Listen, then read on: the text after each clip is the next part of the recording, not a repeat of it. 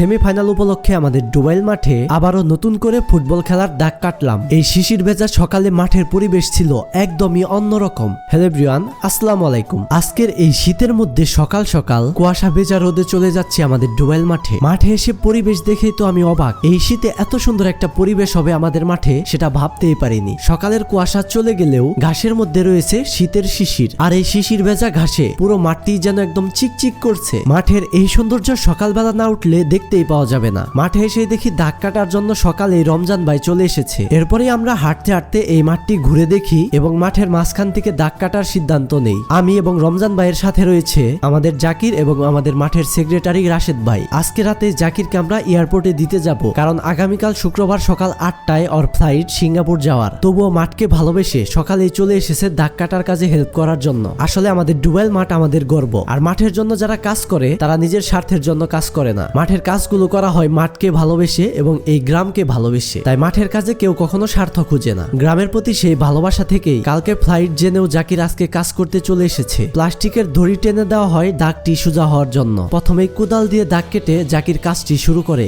জাকির এক পাশ দিয়ে কেটে যাওয়ার পর অন্য পাশ থেকে ফিনিশিং দেওয়া শুরু করে রমজান ভাই। এভাবেই আজকে আমাদের ডুবাইল মাঠের দাগ কাটার কাজ শুরু হয়। আর এই কাজে আমাদের সেক্রেটারি রাশেদ ভাই একদম মাঠে এসে আমাদের সাথে কাজ করে অংশগ্রহণ করেছে। প্রথমে মাঠের এই অর্ধেক লাইন দিয়ে দাগ কাটা চলতে থাকে। আমাদের সাথে ফল্টু চাচাও দাগ কাটার কাজে হাত লাগায়। দুই পাশে দাগ টেনে দেওয়ার পর মাঝখান থেকে মাটিগুলো সরিয়ে দিলে দাগটা খুব সুন্দরভাবে ফুটে ওঠে। আর আজকের দাগটি খুবই সুন্দর হচ্ছে, একদম মোটাও না আবার একদম চিকনও না। এই পাশে আমি দড়ি একদম টান টান করে ধরে রেখেছি যাতে দাগ একদম সমান হয়। দড়ি ধরা যত ভালো হবে দাগ ততই সোজা হবে। আর এই সময় আমার সামনে ছুটাছুটি করে দেখতেই পাচ্ছেন একটি ছোট পিচ্ছি। এই হচ্ছে আমাদের সেলিম ভাইয়ের ছেলে। আজকে আমাদের ডুবাইল জাগরণী সমাজ কল্যাণ সমিতি নতুন এক সদস্য পেল। যে কর্মী একদম মাঠে এসে কাজ করে তার প্রমাণ দিচ্ছে। ব্যাপারটা কিন্তু খুবই ভালো লাগছে। এদিকে আমাদের মাঠের অর্ধেক লাইনের দাগ কাটা শেষ। এরপরে আরেক পাশে দাগ কাটা শুরু করে এবং ফুটবলের কর্নার মারার এই দাগটিও রমজান ভাই ভালোভাবেই দিয়ে দেয়। আমরা যেহেতু এক পাশ থেকে মাঠের দাগ কাটা শুরু করেছি, তাই এক কর্নারের দুই পাশে সমানভাবে দাগ কেটে ফেলেছি। এই কাজে এখানে উপস্থিত ছোট বড় সকলেই পরিশ্রম করে চলেছে।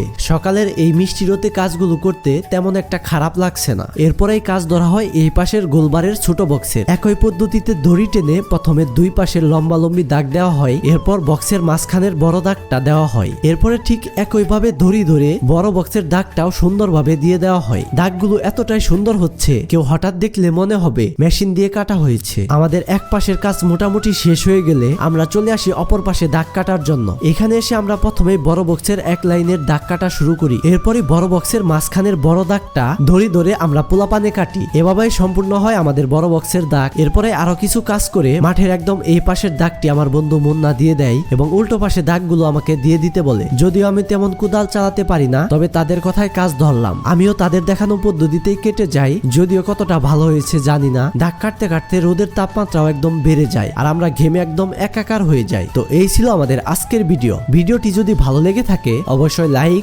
কমেন্ট এবং বেশি বেশি শেয়ার করবেন। ধন্যবাদ।